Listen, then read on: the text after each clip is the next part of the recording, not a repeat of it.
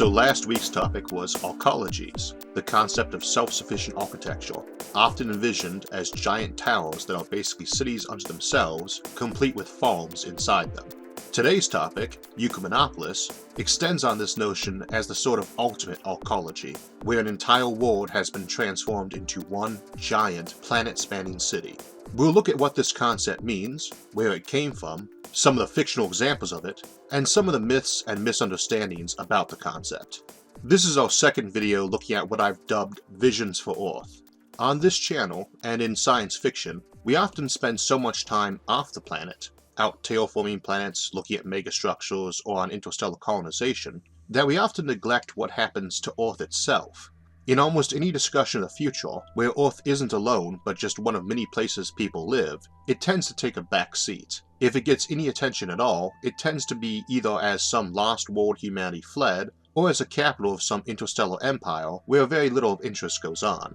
So I thought it might be fun to spend some time looking at Earth. Now, Ecumenopolises hardly have to be on Earth, so our concepts today aren't Earth-centric. But today, we'll be exploring the notion of how you might go about transforming an entire planet into a city, how you stick the most people on it without turning the planet into some sort of dystopian cesspool, and we'll take some shots at the idea that a planet can't have lots of nice forests and natural spaces without not only keeping its population to modern levels, but actually decreasing it. We're also going to be looking at how a technologically robust civilization would fundamentally alter their planet in ways we wouldn't tend to expect. And to do that, we'll be drawing on a lot of the concepts we've discussed in the past. If you haven't seen those in a while and need a refresher, or just haven't seen them because you're new to the channel, I will often bring up in-video links such as this one that you can just click on to pause this video and open that one up in a new window, so you can watch that and come back to this video when you're done. And if you haven't seen arcologies yet, while it isn't absolutely required for this video, I would encourage you to watch that now and come back to this when you're done.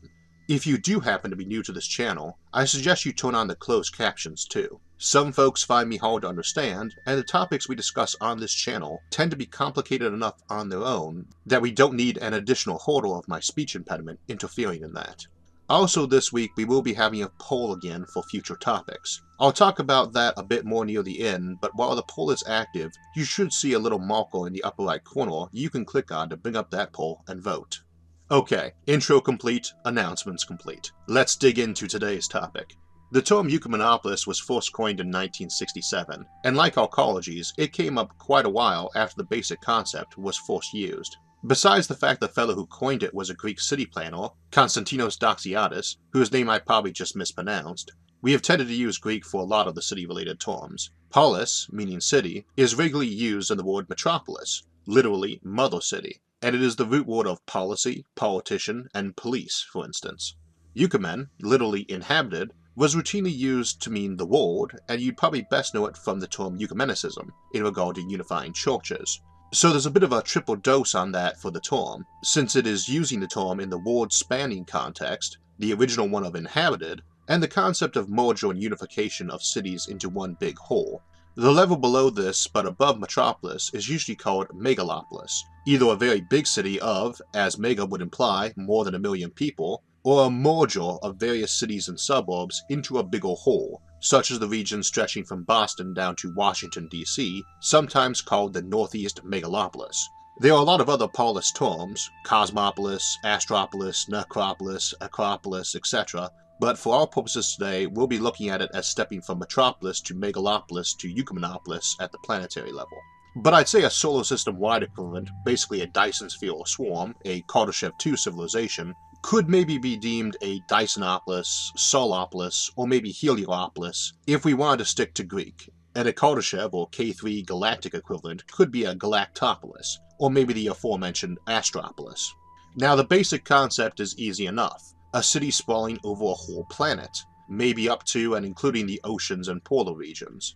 I believe the first example of this in fiction was Isaac Asimov's Galactic Empire capital world of Trantor from his classic Foundation series, but I could be wrong. Last week I credited the popularization of the term arcology to the SimCity game franchise, But we dug up an earlier reference in William Gibson's Sprawl trilogy right in the first book, Neuromancer, in 1984, which definitely predates that video game and is one of the cornerstone science fiction staples of the cyberpunk genre, along with Blade Runner and Snow Crash, is a lot more likely to have been the source that popularized the term. Still, I'd say Asimov's Trantor is the best known fictional example, at least until the Star Wars prequel trilogy showed us the city planet of Coruscant half a century later. Trantor showed up in a number of his works besides the Foundation trilogy, and he later slightly retconned many of them to weld them all together, and one of those, the almost equally famous Robot series, in its first book, The Caves of Steel, spends a lot of time in megacities, the titular Caves of Steel, exploring a sort of precursor concept of Ecumenopolises and larger ecologies. Amusingly, for an author who normally was very good with his math and science in his writing, those megacities, where every human on Earth lived, housed an unbelievably enormous 8 billion people, just a bit over our current total population. And Trantor, a city planet described as having paved over everything including the oceans, and buildings many stories high, even miles high in the sky and underground, holds a whopping 40 billion people, and had 20 planets in its neighborhood that did nothing but grow food for them, bringing in food on enormous fleets of ships and bringing fertilizer back to those agricultural worlds. Needless to say, that's all wrong, especially since access to nuclear fusion is explicitly mentioned in both book series, and we've talked a lot about how fusion is a game changer in terms of agricultural production. We also talked a lot about how robots are for both agriculture and construction, and they obviously have those in the Robot series, though how much they despise the robots and don't like using them is a pretty big theme in that. In that book, Caves of Steel, the protagonist does have an internal monologue about potentially transforming Earth into one single giant city. Now, 40 billion is just ridiculously low. You can pull that off without a super power supply like fusion by just greenhousing over all your farmland, though doing so would mean a very large increase in overall maintenance costs and manpower unless you had robots. And incidentally, when I refer to robots, I'm not talking Asimov-style androids, I mean slightly more sophisticated versions of the entirely non-human type ones we employ in factories, and these days even to mow lawns, vacuum floors, and clean pools. If you did pave over an entire planet like that, ocean and ice and all, even just one level high, you'd have 200 million square miles of area, or 5.5 quadrillion square feet, or 500 trillion square meters. If we used our 10,000 square feet, or 1,000 square meter figure from last time, for all the space one person needed for housing, food, recreation, workspace, warehouses, and shared public areas, which we said at that time was meant to be very rounded up and generous, that one level high paved over planet would support 500 billion people.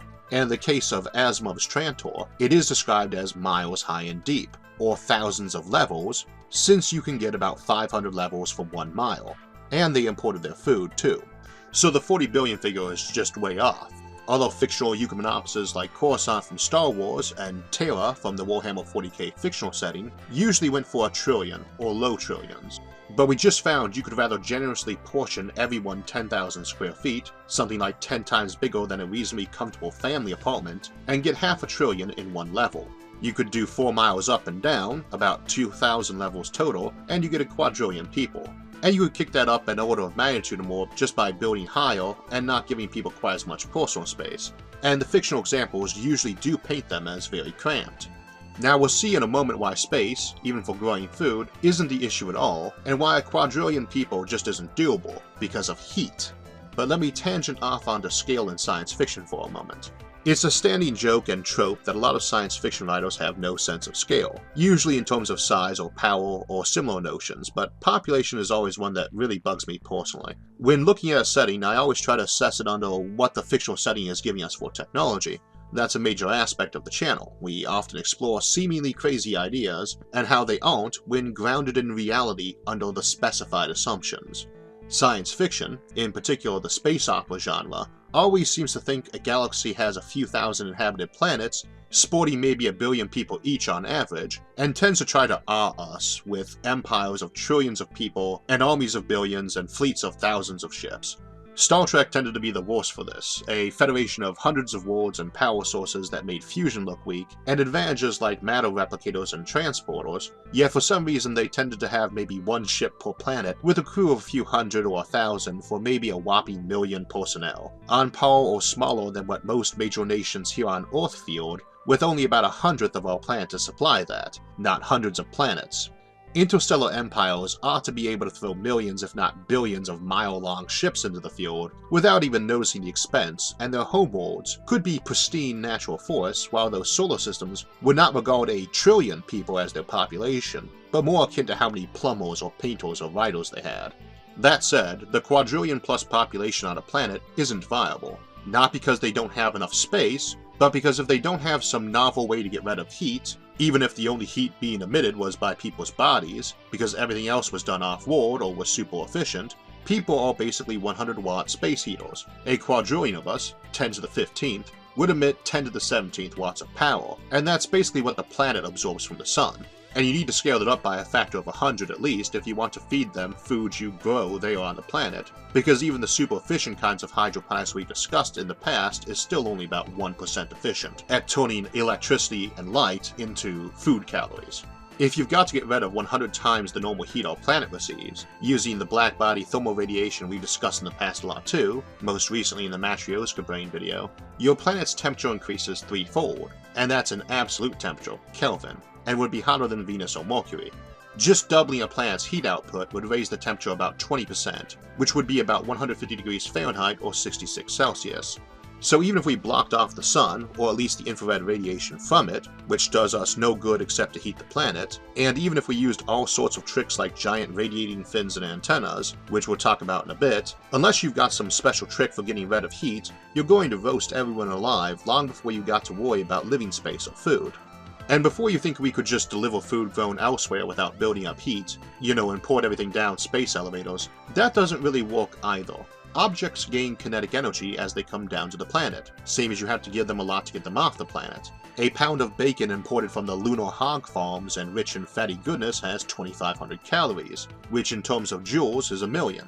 You want to move a pound of mass down from low Earth orbit, it's going to gain over 1,000,000 joules of energy, which all has to end up as heat at some point.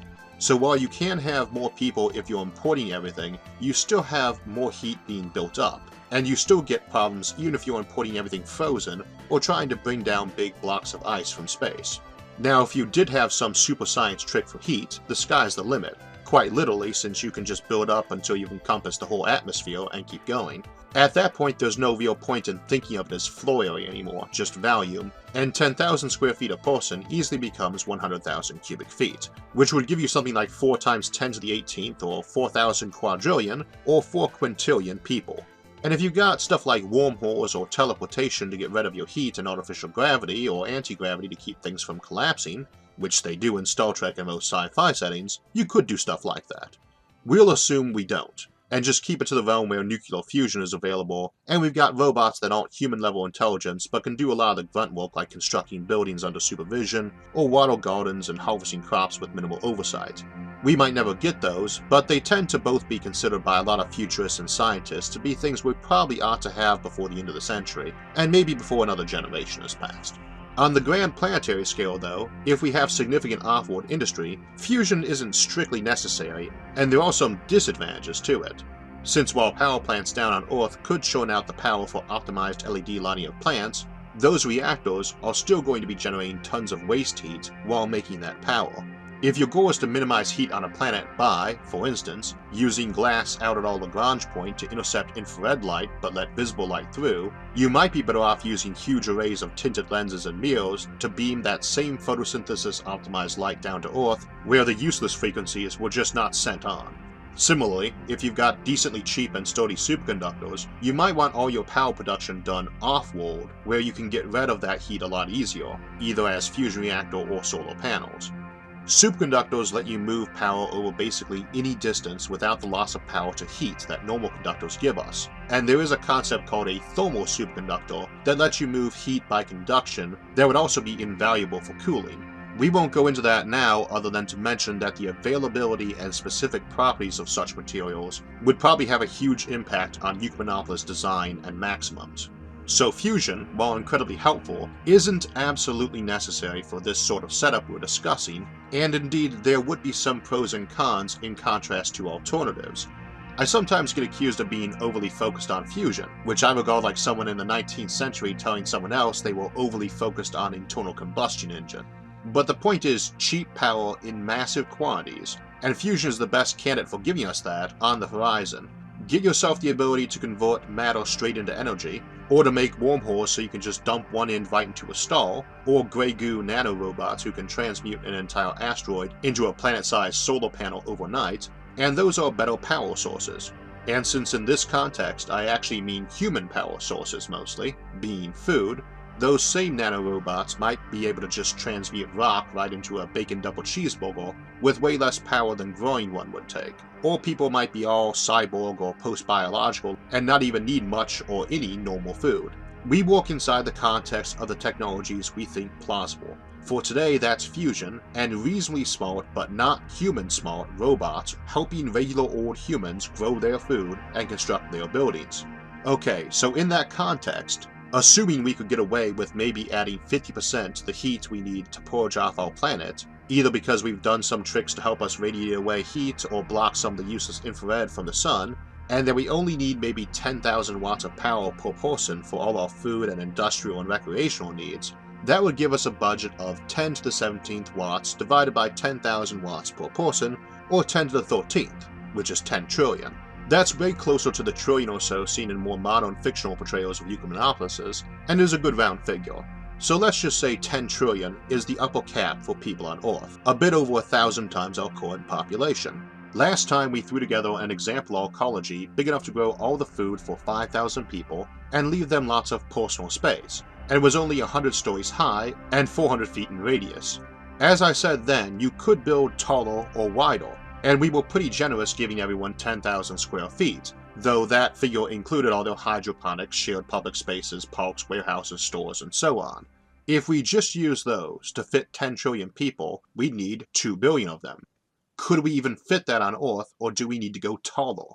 Well, let's run the numbers. Earth's surface area is just under 200 million square miles, land, sea, and everything, and conveniently we've got 2 billion of those ecologies, almost like I originally cherry-picked 5,000 people to make the math easy. So 10 per square mile. These things happen to have 500,000 square feet of area per floor, their footprint on the ground, so we need 10 times that, 5 million square feet, given over to them on each square mile, and a square mile has 28 million square feet, so only 17% of the area is actually taken up by them. If we only wanted 1 trillion people, you'd conveniently only need one ecology per square mile, taking up only 1.7% of that square mile. 4 or 5 times as dense if you want to leave the ocean unused and the coldest parts of the polar region. Of course, we could easily double their height.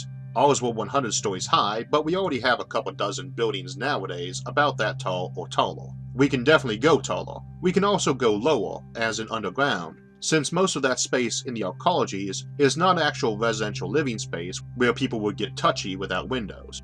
Heck, if you want to go for mile-high towers, that gives you 500 floors, not 100, and since the air is still quite dense enough to breathe a mile high, you could have balconies if you wanted, and even some sort of pyramid or tiered cone setup that was much wider on the bottom and still have tons of space left over.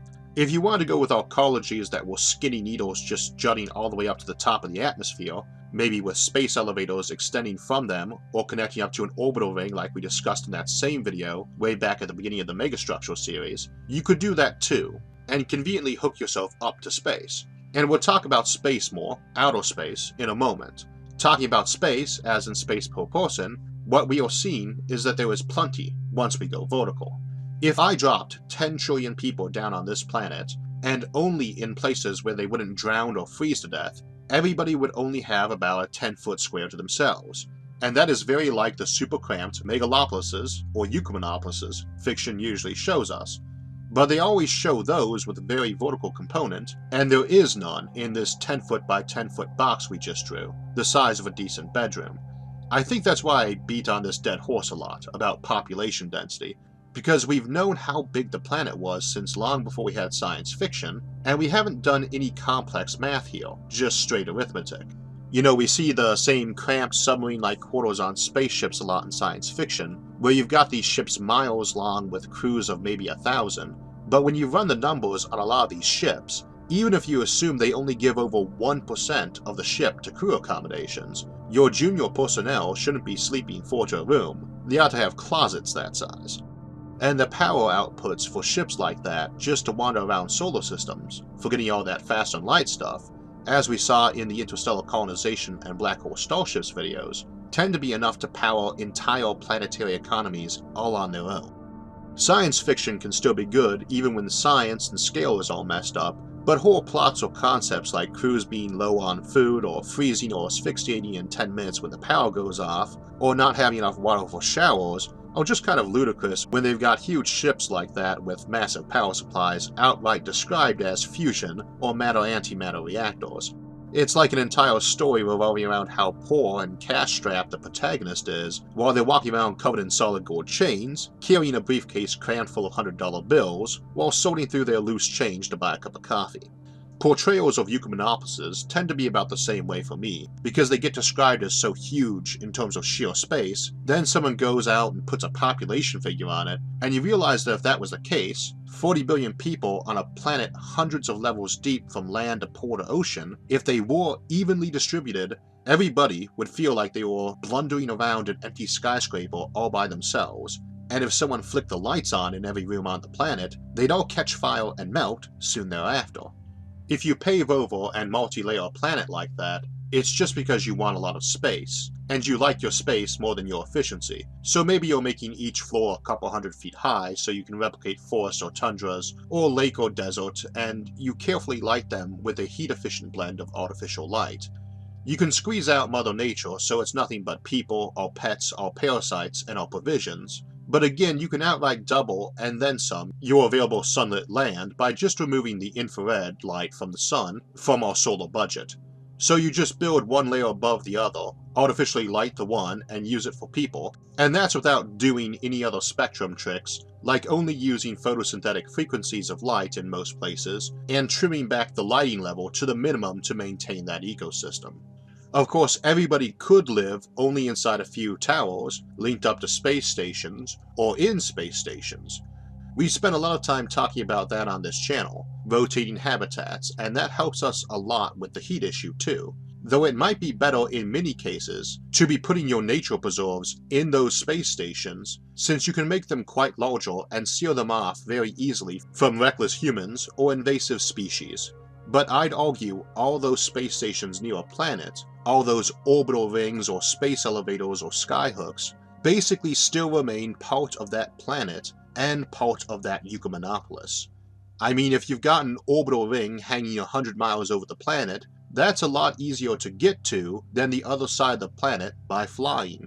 As I mentioned back then, if you had one of those, or several, while they are very wonderful for launching or receiving spaceships, they'd probably get used even more for rapid transit around the planet, because without air drag and friction, it takes virtually no energy to get up to very high speeds.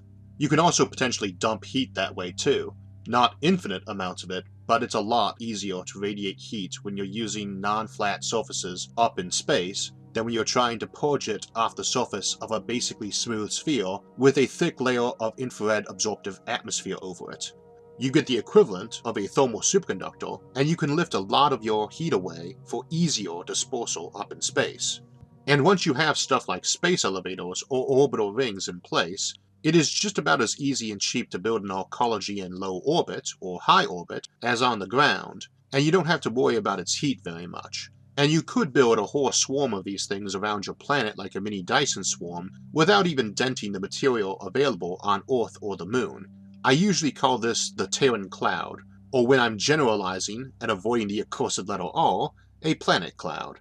Sort of the big brother of the Ecumenopolis, and probably a more realistic scenario too. You could run something like this entirely on sunlight, so it's an option if you never get fusion. In that sort of setup, your effective land area for people and critters is basically whatever the surface area of a sphere that same size as it would be. And you hardly have to stop such a cloud at geosynchronous orbital distance, or even way out at the Moon. But for comparison, a swarm that occupied the space out to geosync could have as much as 50 times the Earth's energy and heat budget, and one out to the Moon could have about 4,000 times that. And then you really could cram quadrillions of people, or tens of quadrillions, into your super city or planet cloud, while still leaving a good dozen Earth's worth of living area and habitat over to the equivalent of total nature preserves. So if you wanted to blow something like an entire continent over to just being protected habitats of various extinct Ice Age critters you'd grab the DNA for and cloned, you could do that for a chunk of your budget comparable to what a city spends on a zoo, and you can obviously tailor that climate perfectly and keep out problems that might disrupt it. I don't particularly think our descendants would be trying to devote giant portions of their space and economy to preserving Earth's native flora and fauna, or that would be their big focus in constructing these sorts of things, but I like to point out options like this because when you start talking high-tech civilizations, especially high population ones, lots of people tend to picture endless tree stumps or concrete parking lots and thinking every species will go extinct. Extinction is bad, and we should do what we can to prevent that, but it is worth mentioning that we already have the technology to read a critter's DNA into digital format and print DNA, even if we didn't have frozen sperm and embryos, let alone surviving members of that species. I really don't like to say anything that might encourage folks to be reckless with our environment, but I also don't like to obscure plausible possibilities and solutions. I would seriously doubt anything that's gone extinct in recent years will stay that way, even if our civilization ends up in one of those concrete dystopian hellholes we just got done showing weren't very realistic. It's just not that hard to keep huge banks of frozen sperm and eggs or tissue, or outright digital copies of DNA lying around. It took us a decade and a few $1 billion to sequence the human genome. Now it takes us a few days and a few $1,000. We usually put the total number of species in the low millions. At a few $1,000 a piece, a number likely to drop further, that's low billions and pretty affordable. Keeping them on ice too isn't terribly expensive in space or energy either. DNA doesn't take up much space. The Smithsonian's biorepository isn't much bigger than a house and has room for 4 million vials all on its own. And that's one of those things that gets a lot cheaper when you're building it bigger. Nor would minor damage or data loss be the end of things. Besides keeping redundant copies, DNA is a blueprint. You can guess what a damaged or missing bit was supposed to say, and being wrong usually won't matter too much. Those sorts of minor errors happen routinely when your DNA replicates or you have kids. I hate to bring that option up because it's very off-subject, and it should never be necessary. We can be better stewards of our planet than that. But I find that Ecumenopolises, much like conversations of human immortality, tend to make a lot of folks flinch away from them, and while for the latter, people will hand-wave at the notion that very long lives will be boring and undesirable, for Ecumenopolises the hand-waves to dismiss the idea are quality of life, what we do with all those people, and what havoc it would do to Mother Nature. I can understand the first and third one there, quality of life and fears for the environment. That's why I spend so much time on this subject in arcologies talking about how luxurious and spacious and ecologically sound such things could be. That middle one, what we do with all those people, much like when folks suggest we have too many people, is one of those responses that I never really understand how to apply to. I can certainly understand why someone might think having more of us could be a bad thing if it meant we needed to plow every forest under for farms and couldn't have any luxuries, but all things being equal, more people is good. And I would tend to regard that as a self-evident truth, which is to say, one that does not require proof or discussion. I've made that point before in conversations about the Fermi paradox, that life, especially intelligent life, is probably considered more valuable to most intelligent species than inanimate asteroids and dead planets, so that I have a hard time imagining why they wouldn't try to turn those things into habitats for life. But for some folks that doesn't seem to click, and I'm never sure why. Maybe they're right, but I've never had a conversation with a chunk of rock where it laid out its reasoning for its inherent value. I suppose if I did it might change my mind, but until then I'll keep my stance on the matter. If anyone's had a nice chat with a rock saying otherwise, maybe you can explain it to me, though I'd probably want to check your blood alcohol level or do a drug test on you first, no offense. Back to the space angle of things. Outer space, not living space. We often see these world cities with many ships in orbit, or landing or leaving, or figure folks and freight go up and down in space elevators. Which is as it should be, but, keeping in mind the elevator conundrum we mentioned last time, how much traffic is that?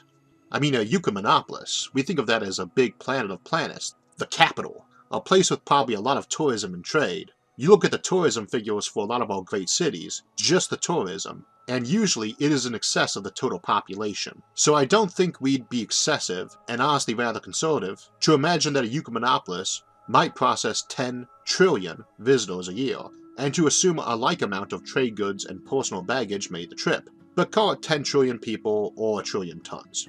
There's about 500,000 minutes in a year, or 20 million people every minute, 40 since they'd come and go. 40 million people checking through your spaceports, coming or going, every minute, nearly a million a second. You'd be processing the entire current human population going each direction every work shift, and who knows how much baggage or trade goods. When we think about building space elevators, when we talk about them in science fiction and how a planet has one, we usually don't think of those embarking a passenger every second, so you are going to need a lot of them, whether we are talking the classic space elevator or just a 100-mile long one up to an orbital ring. You might even need one for every arcology, especially since, as I mentioned, a lot of folks would use such a thing for travel around the planet. As I mentioned way back in the Megastructures episode 1, you don't need those tethers to only be at the equator or run straight up vertically, so long as you've got multiple ones connecting from different directions to cancel out any lateral forces, nor do orbital rings need to be around the equator. It would depend more on just how much throughput you needed, which we really can't predict. One school of thought says humans, assuming we haven't gone all cyborg or post-biological in the future, which would seriously increase the total population a planet could handle too, would pack pretty light because mass is always an issue in travel, and if you got really excellent automation and 3D printing, they could get almost everything they needed when they arrived and leave it to be recycled when they left. Ditto, the good people of Earth might not put much value on where an item was made or grown because we can make identical versions anywhere, so the lunar hog farms might not have any market off-world to sell their bacon. Alternatively, in a post-scarcity kind of society, people might be even more prone to liking foreign goods, seemingly because they're foreign, and a lot of the folks don't like the vat-grown bacon of their home arcology, because it's so mundane and was never part of a genuine pig. And the lunar hog farms are in business, and so are the huge greenhouse habitats floating around the Lagrange points, shipping in wheat grown under the genuine honest-to-goodness real sun, and discerning people only drink bottled water straight from the icy rings of Saturn, where no living creature has ever drank it before. Trying to predict people's tastes and stuff, especially luxury items, is virtually impossible even a year or two in advance, so I won't bother trying for centuries ahead in time. But even if we assumed it was just those tourists, that's a lot of ships docking and leaving every day too. You think of that classic spaceship with hundreds or maybe 1,000 or so people on board, and you've got several thousand of them arriving and leaving every second too. And since they'd probably be spending at least an hour or so docked or accelerating or decelerating to arrive or leave, you'd be talking about several million ships hanging around the general area at any given time. Way more if we're talking about that planet cloud mini Dyson enveloping the general area. I was making grumpy statements earlier about how a lot of sci-fi settings seem to have relatively tiny fleets, and this is why.